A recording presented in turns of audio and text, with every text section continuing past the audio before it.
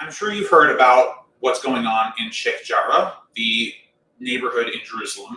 8 Palestinian families were to be evicted there. A rough timeline of events is as follows.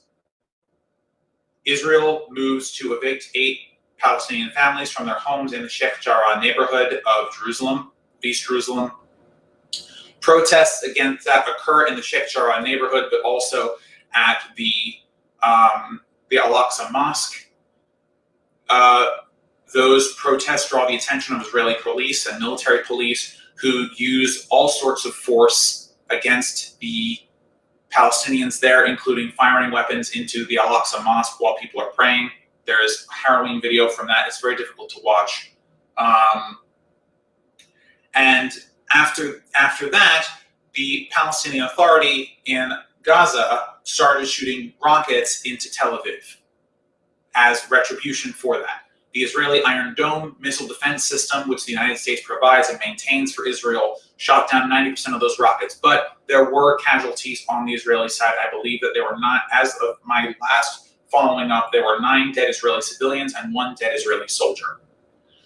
As a response to those rocket attacks, Israel launched a full-scale air war campaign and ground troop campaign into Gaza, leveling whole buildings, including the home of the Al Jazeera and AP News building, killing approximately 225 Palestinians, 60 of which were children. Okay, so that's roughly the timeline. So the question is, why is this escalation violence going up now, right? This, by the way, this started about a month ago, just on the tail end of Ramadan. Eid was recently, and that kind of sparked some violence as well. There was some violence around the holiday. I don't want to say the holiday sparked violence. That's just not true. But there was some violence around that holiday as well. So the question is, why is this all happening now? So the thing that's important to remember, about a month and change ago, Israel had the results of its 4th parliamentary election come out pretty much a dead heat. No one had come out of it with the ability to form government on their own. From there, they moved on to the phase of parliamentary democracy, where you try and form a government with other parties. Benjamin Netanyahu, which is the present prime minister of Israel, was given the opportunity by the Israeli president to make a government. He was unable to do so. It is also important to note that at this time, Bibi Netanyahu is under investigation for very serious corruption charges. Okay, and it just so happens that right after he's unable to form a government, all this escalation happens in East Jerusalem.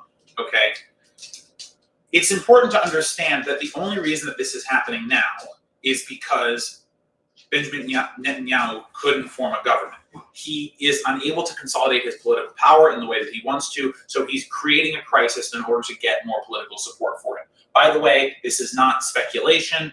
So let me put it this way. It is speculation, but it's not so conspiratorial. We've seen it in other places before. For example, in the United States, we have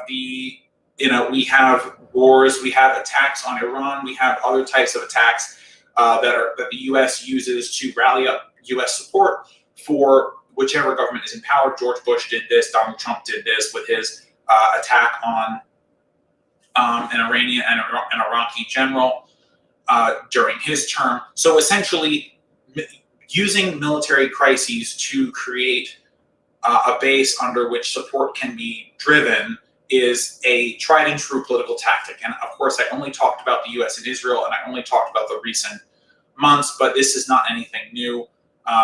This has been happening for a very long time, and this is not a new tactic of politicians to create crises under which it would be bad to deviate from their leadership, so put them back in power, right? This is not unusual for politicians to do throughout history. So there really is no other reason why this is happening right now. There was a long time before the very prominent evictions that Israel was not doing these mass evictions of multiple families at once in East Jerusalem. So it's important to understand the context of, while there are evictions going on and there is some form of government manipulation of courts and legal rights of Palestinians to take their homes in favor of Jewish settlers, the scale of this particular set of evictions is much different than it has been in the past. One of the reasons that there was so much anger and outrage about this that created so much heat, which generated into really an onslaught by Israel, is because of the timing and because Benjamin Netanyahu is having a crisis of legitimacy, so created a crisis in order to be more legitimate. And just one last point that is very much not related to this story.